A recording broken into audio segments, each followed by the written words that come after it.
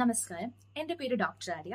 നമ്മൾ ഇന്ന് സംസാരിക്കാൻ പോകുന്നത് medical termination of the pregnancy അഥവാ MTP. അതായത് നിങ്ങൾ പ്രഗ്നന്റ് ആണ്, നിങ്ങൾക്ക് പ്രഗ്നൻസി കണ്ടിന്യൂ ചെയ്യാനായിട്ട് താല്പര്യമില്ല. അങ്ങനെയാണെങ്കിൽ സേഫ് ആയിട്ട് നിങ്ങൾക്ക് എങ്ങനെയാണ് ആ പ്രഗ്നൻസി അവോയ്ഡ് ചെയ്യാൻ പറ്റുന്നത്, അതിന് നിങ്ങൾ ബേസിക് ആയിട്ട് അറിഞ്ഞിരിക്കേണ്ട കാര്യങ്ങളാണ്. ഏറ്റവും പ്രധാനമായിട്ട് കൺസെന്റിനെ പറ്റിയിട്ട്, അതായത് നിങ്ങൾക്ക് പ്രഗ്നൻസി വേണ്ട എന്ന് വെക്കണമെന്നുണ്ടെങ്കിൽ അതിന് പ്രഗ്നന്റ് വുമണിന്റെ കൺസെന്റ് ഇനഫാണ്. അല്ലാണ്ട് ഹസ്ബൻഡിന്റെ കൺസെന്റിന്റെയോ വീട്ടുകാരുടെ കൺസെന്റിന്റെയോ ആവശ്യം ഇല്ല. നിങ്ങൾ 18 വയസ്സിന് മുകളിൽ പ്രായമുള്ള ആളാണ്, മെന്റലി സൗണ്ട് ആയിട്ടുള്ള ആളാണെങ്കിൽ your consent is enough for the termination of pregnancy. മറ്റൊരു ഇമ്പോർട്ടന്റ് കാര്യം എന്ന് പറയുന്നത് അൺമാരീഡ് ആയിട്ടുള്ള 18 ഇയേഴ്സിന് മുകളിലുള്ള ആൾക്കാരും MTP ആക്ടിൽ കവേർഡ് ആണ്. അതായത് നിങ്ങൾക്കും ഈ സർവീസ് MTP സർവീസസ് അവൈൽ ചെയ്യാനായിട്ട് പറ്റുന്നത്. നമുക്ക് എത്ര കാലയളവ് വരെയാണ് MTP ചെയ്യാനായിട്ട് പറ്റുന്നത് എന്നുള്ളതാണ്. നിങ്ങൾ കോൺട്രസെപ്റ്റീവ്സ് യൂസ് ചെയ്തിരുന്നു, പക്ഷെ അത് ഫെയിലായി, അതുകൊണ്ടുള്ള പ്രഗ്നൻസി ആണെന്നുണ്ടെങ്കിൽ നിങ്ങൾക്ക് 20 ആഴ്ചയ്ക്കുള്ളിൽ ടെർമിനേറ്റ് ചെയ്യാൻ പറ്റുന്നതാണ്. എന്നാൽ 20 ആഴ്ച ക്രോസ് ചെയ്തിട്ടുള്ള പ്രഗ്നൻസി ആണെന്നുണ്ടെങ്കിൽ, 20 മുതൽ 24 ആഴ്ച വരെയുള്ള പ്രഗ്നൻസി ആണെന്നുണ്ടെങ്കിൽ അതിന് ടെർമിനേറ്റ് ചെയ്യാനായിട്ട് ചില പ്രത്യേക ഇൻഡിക്കേഷൻസ് ഉണ്ട്. അതിന് ടെർമിനേറ്റ് ചെയ്യാൻ 2 ഡോക്ടേഴ്സിന്റെ അഡ്വൈസസ് ആവശ്യമാണ്. അതിന്റെ ഇൻഡിക്കേഷൻസ്, അതായത് എപ്പോഴൊക്കെയാണ് അത് ടെർമിനേറ്റ് ചെയ്യാൻ പറ്റുന്നത് എന്നുള്ളത്. ഒന്നാമത്തെ കാര്യം എന്ന് പറയുന്നത്, ഈ പ്രഗ്നൻസി ഒരു റേപ്പിന്റെ ഫലമായിട്ടുണ്ടായിട്ടുള്ള പ്രഗ്നൻസിയാണ്, അല്ലെങ്കിൽ പ്രഗ്നന്റ് ആയിരിക്കുന്ന കുട്ടി ഒരു മൈനർ ആണ്, അതായത് 18 ഇയേഴ്സിൽ കുറഞ്ഞ പ്രായമുള്ള ആളാണ്, അല്ലെങ്കിൽ ഈ പ്രഗ്നന്റ് ആയിരിക്കുന്ന ആൾക്ക് മെന്റലി സൗണ്ട് അല്ല, അവർക്ക് മെന്റൽ ഇഷ്യൂസ് ഉണ്ട്. അങ്ങനെയുള്ള കണ്ടീഷൻസിൽ മാരിറ്റൽ സ്റ്റാറ്റസ് ചേഞ്ച് ആവുക, അതായത് ഒരു സ്ത്രീ പ്രഗ്നന്റ് ആണ്, അവരുടെ ഹസ്ബൻഡ് മരിക്കുക, അപ്പോൾ അതല്ലാന്നുണ്ടെങ്കിൽ അവര് ഡിവോഴ്സ് ചെയ്യുക. അങ്ങനെയുള്ള സന്ദർഭങ്ങളിൽ 24 ആഴ്ചകൾ വരെ അവർക്ക് പ്രഗ്നൻസി ടെർമിനേറ്റ് ചെയ്യാൻ പറ്റുന്നതാണ്. അത് സ്ത്രീയുടെ ഡിസിഷൻ ആയിരിക്കും പ്രഗ്നൻസി കണ്ടിന്യൂ ചെയ്യണോ ചെയ്യണ്ടയോ എന്നുള്ളത്. കുഞ്ഞിന് ഗർഭം ധരിച്ചിരിക്കുന്ന കുഞ്ഞ് അതിനെന്തെങ്കിലും അബ്നോർമാലിറ്റീസ് ഉണ്ട്, അല്ലെങ്കിൽ കൺജനിറ്റൽ അബ്നോർമാലിറ്റീസ് ഉണ്ട്. മറ്റൊരു ഇൻഡിക്കേഷൻ ആണ് എന്തെങ്കിലും എമർജൻസി സിറ്റുവേഷൻസ്, അതായത് എന്തെങ്കിലും ഒരു നാച്ചുറൽ കലാമിറ്റീസ് വരിക. അങ്ങനെയുള്ള കണ്ടീഷൻസിലും 24 ആഴ്ചകൾ വരെ നമുക്ക് പ്രഗ്നൻസി ടെർമിനേറ്റ് ചെയ്യാനായിട്ട് പറ്റുന്നതാണ്. ഇന്ത്യയിലെ നിയമം അനുസരിച്ച് നമ്മൾക്ക് മെഡിക്കൽ ബോർഡിന്റെ അനുമതി ഉണ്ടെങ്കിൽ ഏതൊരു കാലയളവിലും പ്രഗ്നൻസി ടെർമിനേറ്റ് ചെയ്യാൻ പറ്റുന്നതാണ്. അത് മെയിനായിട്ടും മെഡിക്കൽ ബോർഡിന്റെ അനുമതി കിട്ടുന്നതെന്ന് വെച്ചാൽ വളരെയധികം, അതായത് കൺസീവ് ചെയ്തിരിക്കുന്ന കുഞ്ഞിന് വളരെയധികം കൺജനിറ്റൽ അനോമലീസ് ഉണ്ട്, അത് സർവൈവ് ചെയ്താലും വളരെയധികം ബുദ്ധിമുട്ടായിരിക്കും. മറ്റൊരു ഇമ്പോർട്ടന്റ് ക്വസ്റ്റ്യൻ ആണ്, ആരാണ് അബോർഷൻ ചെയ്യാനായിട്ട് എലിജിബിൾ ആയിട്ടുള്ളത് എന്നുള്ളത്. അതായത് നിങ്ങൾക്ക് തീർച്ചയായിട്ടും ഒരു ഗൈനക്കോളജിസ്റ്റിനെ ഇതിന് സമീപിക്കാവുന്നതാണ്. കാരണം ഗൈനക്കോളജിയിൽ PG അല്ലെങ്കിൽ ഡിപ്ലോമ ഉള്ള ഏതൊരാൾക്കും അബോർഷൻ ചെയ്യാനായിട്ട് അവർ എലിജിബിൾ ആണ്. മറ്റൊരാളെന്ന് പറയുന്നത് MBBS കഴിഞ്ഞിട്ടുള്ള ഒരു ഡോക്ടർ, അവർക്ക് ഒരു 6 months എങ്കിലും ഒബ്സ്റ്ററ്റിക്സ് ആൻഡ് ഗൈനക്കോളജിയിൽ എക്സ്പോഷർ ഉണ്ടാവും, അതായത് അവരതിൽ വർക്ക് ചെയ്തിട്ടുണ്ട് എന്നുള്ള സർട്ടിഫിക്കറ്റ് അവർക്ക് ഉണ്ടെങ്കിൽ അവർക്കും അത് ചെയ്യാവുന്നതാണ്. ഇനി എവിടെയാണ് MTP ചെയ്യേണ്ടത് എന്നുള്ളതാണ് ഏറ്റവും ഇമ്പോർട്ടന്റ്. നമുക്കറിയാം ഗവൺമെന്റ് ഹോസ്പിറ്റൽസിൽ MTPക്ക് വേണ്ടിയിട്ട് ഉള്ള സൗകര്യങ്ങൾ എല്ലാവർക്കും അവൈലബിൾ ആവേണ്ടതാണ്. മറ്റൊന്ന് പ്രൈവറ്റ് ഹോസ്പിറ്റലും, അതായത് ഡിസ്ട്രിക്ട് ഹെൽത്ത് സർവീസസിന്റെ അനുമതിയുള്ളത്, അല്ലെങ്കിൽ ചീഫ് മെഡിക്കൽ ഓഫീസേഴ്സിന്റെ അവരുടെ അപ്രൂവൽ ഉള്ള പ്രൈവറ്റ് ഹോസ്പിറ്റൽസിലും medical termination of the pregnancy ചെയ്യാവുന്നതാണ് ലീഗലി. മെഡിക്കൽ ടെർമിനേഷൻ ഓഫ് പ്രഗ്നൻസിയുടെ ഇൻഡിക്കേഷൻസ്: തെറാപ്യൂട്ടിക് ഇൻഡിക്കേഷൻ അല്ലെങ്കിൽ മെഡിക്കൽ ഇൻഡിക്കേഷൻ, അതായത് ഈ പ്രഗ്നൻസി കണ്ടിന്യൂ ചെയ്തു കഴിഞ്ഞാൽ അമ്മയുടെ ജീവനോ ആരോഗ്യത്തിനോ ഹാനികരമായിട്ടുള്ള അവസ്ഥ.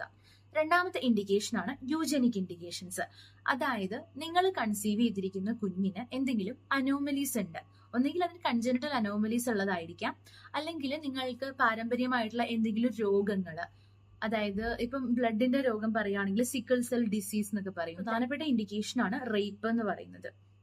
അപ്പൊ റേപ്പിന് ശേഷമുള്ള പ്രഗ്നൻസിക്കും നിങ്ങൾക്ക് MTP എന്ന് പറയുന്ന ഓപ്ഷൻ ചൂസ് ചെയ്യാനായിട്ട് പറ്റും. പിന്നെ മറ്റൊരു ഇൻഡിക്കേഷൻ ആണ് സോഷ്യൽ ഇൻഡിക്കേഷൻ എന്ന് പറയുന്നത്, അതായത് കോൺട്രസെപ്റ്റീവ് ഫെയിലിയർ. അതായത് നിങ്ങൾക്ക് കുഞ്ഞ് വേണ്ടാന്ന് പറഞ്ഞ് നിങ്ങൾ എന്തെങ്കിലും ഒരു കോൺട്രസെപ്റ്റീവ് യൂസ് ചെയ്ത് കുഞ്ഞുണ്ടാകാതിരിക്കാനുള്ള എന്തെങ്കിലും ഒരു മെഷർ യൂസ് ചെയ്തിരുന്നു, പക്ഷെ ഇത് ഫെയിലായി, നിങ്ങൾ ആക്സിഡന്റലി പ്രഗ്നന്റ് ആയി. അപ്പൊ നിങ്ങൾക്ക് ആ കുഞ്ഞിനെ വേണ്ടാന്ന് വെക്കാം. അത് പക്ഷെ 20 weeks വരെയാണ് നിങ്ങൾക്ക് ആ പ്രഗ്നൻസി വേണ്ടാന്ന് വെക്കാൻ പറ്റുന്നത്.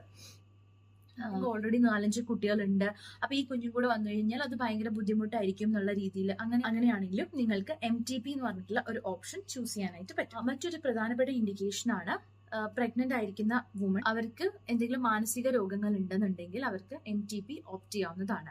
അല്ലെങ്കിൽ ബുദ്ധിമാന്യമുള്ള ആൾക്കാർ പ്രഗ്നന്റ് ആയി കഴിഞ്ഞാലും അവർക്ക് MTP ചെയ്യാവുന്നതാണ്. അപ്പൊ അങ്ങനെയുള്ള സിറ്റുവേഷനിൽ ഗാർഡിയന്റെ കൺസെന്റ് ആയിരിക്കും കൊടുക്കുന്നത്. കാരണം അവർക്ക് കൺസെന്റ് കൊടുക്കാനായിട്ടുള്ള ഒരു ഇതില്ലല്ലോ, അതുകൊണ്ട് അവർക്ക് ഗാർഡിയന്റെ കൺസെന്റ് ആയിരിക്കും. നിങ്ങളുടെ അബോർഷൻ ചൂസ് ചെയ്ത് കഴിയുമ്പോഴത്തേക്കും അത് 2 ടൈപ്പിലാണ് നിങ്ങൾക്കത് ചെയ്യാൻ പറ്റുന്നത്. ഒന്നെന്ന് പറഞ്ഞാൽ മെഡിക്കൽ മെത്തേഡ്സും ഉണ്ട്, സർജിക്കൽ മെത്തേഡ്സും ഉണ്ട്.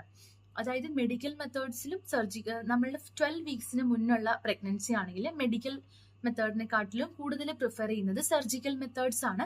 പക്ഷെ ഡെഫിനറ്റ്ലി മെഡിക്കൽ മെത്തേഡ്സും നമ്മൾ അഡ്വൈസ് ചെയ്യാറുണ്ട്. കാരണം എന്താണെന്ന് വെച്ച് കഴിഞ്ഞാൽ നിങ്ങൾ ഒരു ഡോക്ടറെ കണ്ടു കഴിഞ്ഞിട്ട് ഇപ്പൊ 12 വീക്സിന് മുന്നുള്ള പ്രഗ്നൻസി ആണെങ്കിൽ നിങ്ങൾ ഹോസ്പിറ്റലിൽ അഡ്മിറ്റ് ആവേണ്ട ആവശ്യമില്ല. ഒരു ഡേ കെയർ പ്രൊസീജിയർ ആയിട്ട് OPD പ്രൊസീജിയർ ആയിട്ട് അബോർഷൻ ചെയ്യാവുന്നതാണ്.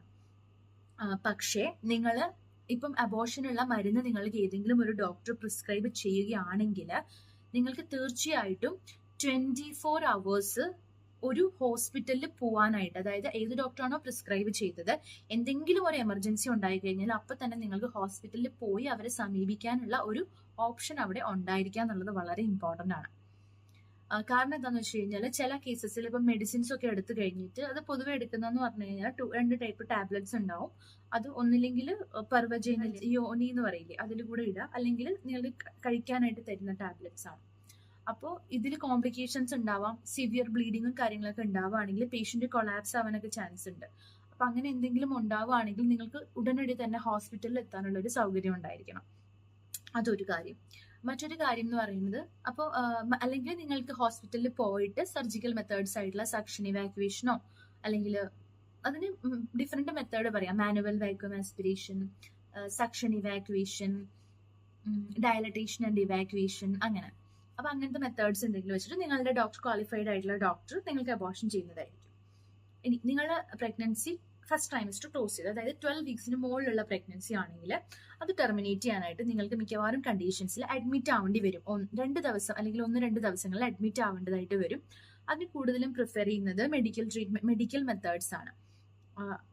നിങ്ങളുടെ ഡോക്ടർ നിങ്ങൾക്ക് കൃത്യമായിട്ടുള്ള കാലയളവിൽ മെഡിസിൻ, അതായത് ഒരു 3 മണിക്കൂറൊക്കെ ഇടവിട്ടായിരിക്കും നിങ്ങൾക്ക് കണ്ടിന്യൂസ്ലി മെഡിസിൻ തരും, നിങ്ങൾ അത് എക്സ്പെൽ ആവണത് വരെ.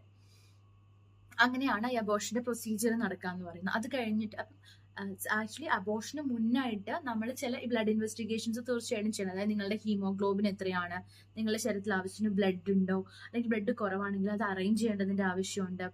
അതല്ല നിങ്ങളുടെ ബ്ലഡ് ഗ്രൂപ്പ് ഏതാണെന്നുള്ളത് വളരെ ഇമ്പോർട്ടന്റ് ആണ്.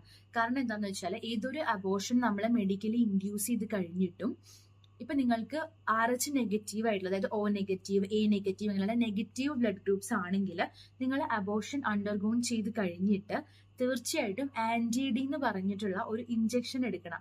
അല്ലെങ്കിൽ അത് നിങ്ങളുടെ തുടർന്നുള്ള പ്രഗ്നൻസിനെ മോശമായിട്ട് ബാധിക്കാനും നിങ്ങളുടെ ഇനിയുള്ള കുഞ്ഞുങ്ങൾ നിങ്ങൾക്ക് ഉണ്ടാവുകയാണെങ്കിൽ ആ കുഞ്ഞുങ്ങൾക്ക് പ്രശ്നം ഉണ്ടാകുവാനും സാധ്യതയുണ്ട്. അപ്പൊ ഈ ഇഞ്ചക്ഷൻ നിങ്ങൾ എന്തായാലും എടുത്തിട്ടുണ്ടാവണം.